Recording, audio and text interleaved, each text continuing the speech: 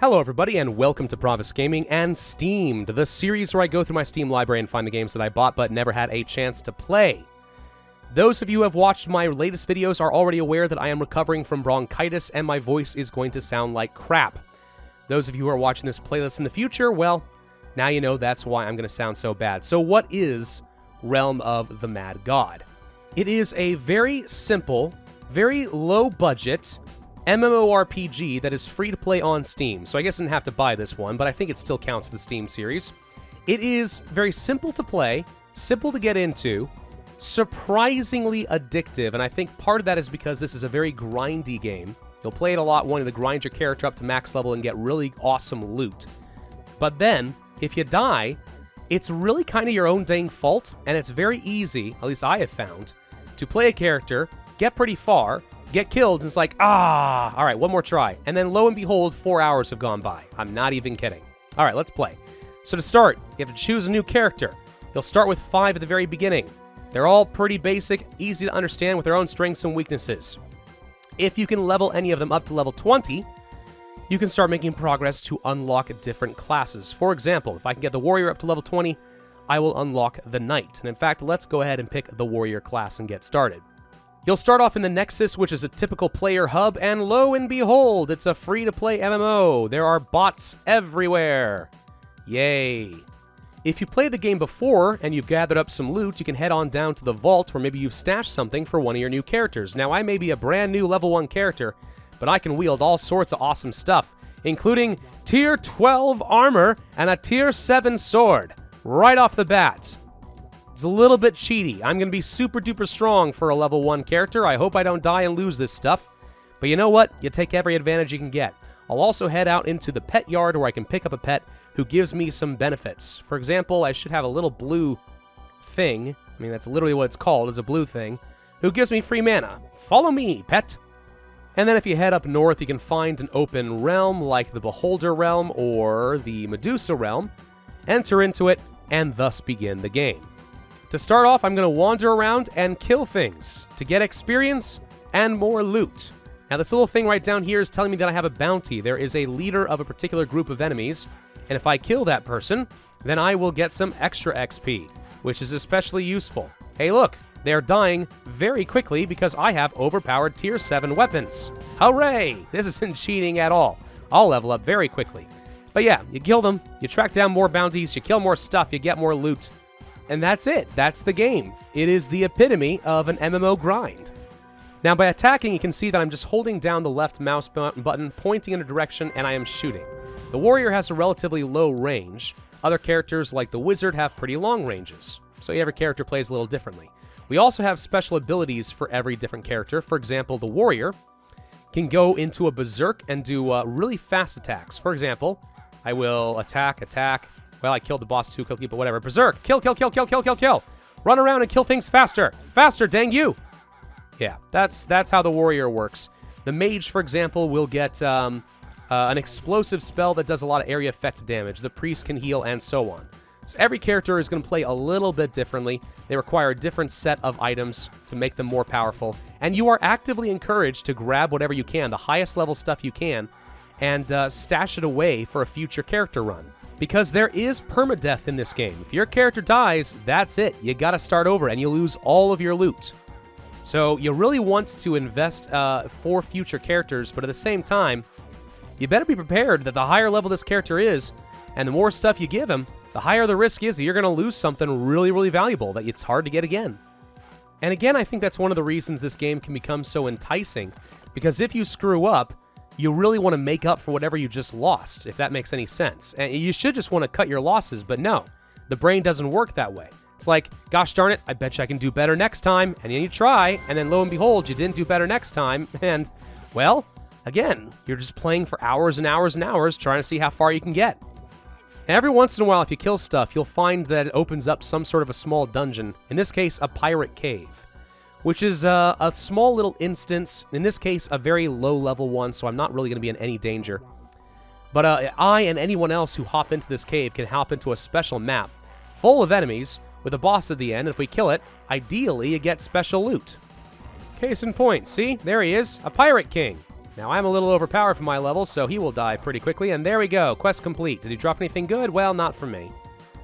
But still, you get the point. Some of these get actually pretty involved. And the game, as it progresses and you start doing harder and harder content, it becomes a little bit of a bullet hell. Because this seems really simple and cutesy and easy right now, right? Oh no, bandits, scorpions, whatever shall we do? Well, as you progress further and further away from the center of the map as you level up... Oh my god, there's so many bosses here! Okay, maybe I spoke too freaking soon. Kill everything in sight! Yeah, it's actually really lucky that I have super powerful armor on right now, because by all accounts, I should be freaking dead. What was I saying before? Oh, right. As the game progresses and you get further away from the starting areas of the map, the enemies become a lot more difficult.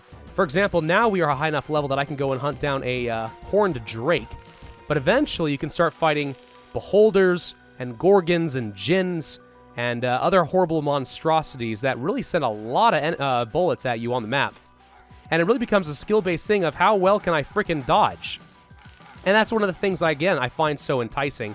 If you fail, it's because you were stupid and didn't dodge. It's your own darn fault.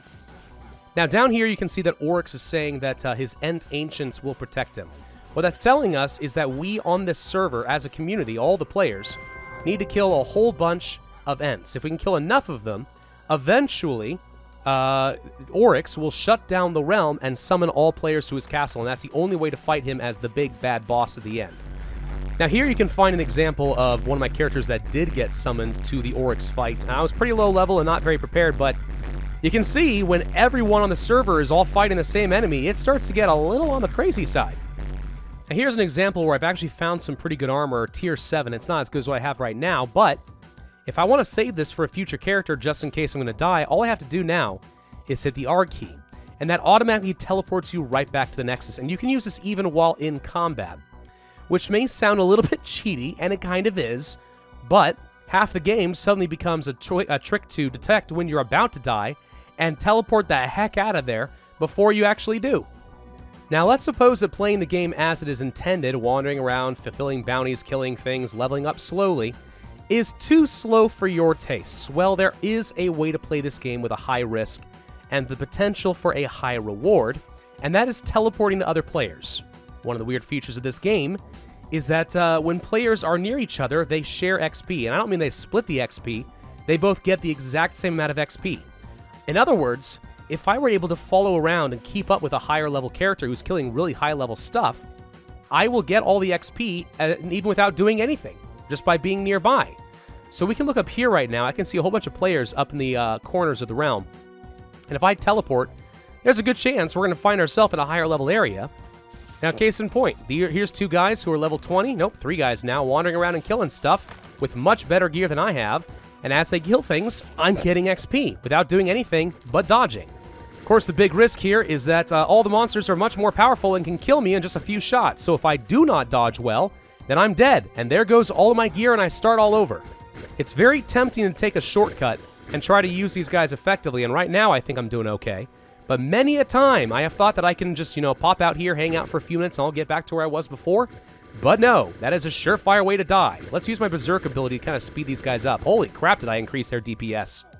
That's a nice trick. Do it again. Yeah, you like that, guys? I'm helpful. Like right now, I don't feel safe here. Teleport away. See? And that's half the game, right there. And I'm sure you're saying, that sounds incredibly boring. Why would you do that? It seems cheap. You just teleport out, you just let other people do the work for you, and then you run? Hey, dude, you do whatever you have to do, but yeah, it's strangely addictive to try this. You really want to grind those characters up. Like, you get an endorphin rush if you can do it. Now, so here's people who want to enter into a lair. And if there's enough people that can run in front of me and do a lot of the work, I'm okay with that. This is an extra dangerous dungeon. It's very high level. There's potential for a lot of rewards. But you really want to have a good party with you. Otherwise, it's pretty likely to get you killed. And you never want to get left behind in the group. Surefire way to die. Oh, here we go. We seem to have found some sort of a boss. A super undead ghosty that hurts like heck. All right, let's just go ahead and boost everybody with extra DPS. And, ooh, because there's a Halloween event going on, We can also try to destroy this cauldron and get lots of free goodies. I don't know. I have seen dungeons with literally 50 people running around, and you can imagine all the explosions and sprite effects get a little bit freaking crazy.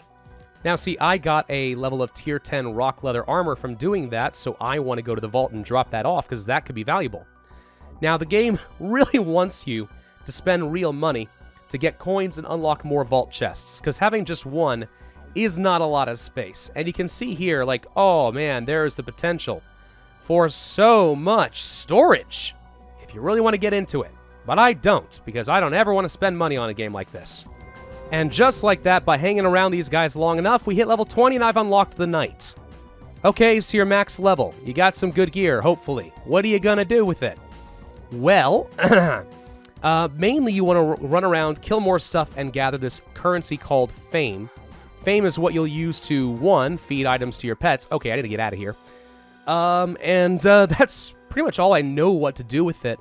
There are some characters who have something on the order of 49,000 fame, like people who play this game absolutely obsessively without dying. Quite impressive, really. I think there are other uses for fame, but I'm not too sure what it is. Don't hold me to that. I'm not very good at the game yet, but that's sort of the progression. The cool thing is, if we had another character slot, I could start playing with the Knight now, or I could just let this character die and do that. Maybe just dump this stuff into the vault, so I don't lose it, pick it up with my new character, the Knight, enjoy something new, you know? That could be a thing. And as you fight through the game, you can fight bigger and scarier monsters. Orcs in particular is quite a fun challenge. There's also special events that are going on, including witches and other things that are really difficult to deal with, and you can have like 50 players wailing on something and it just won't frickin' die. I don't know, guys. The game can be kind of fun. It's very much a grind, though. I know this is a short video, guys, but I have a short amount of time before I cough up my own lungs. So thank you all for watching, I suppose.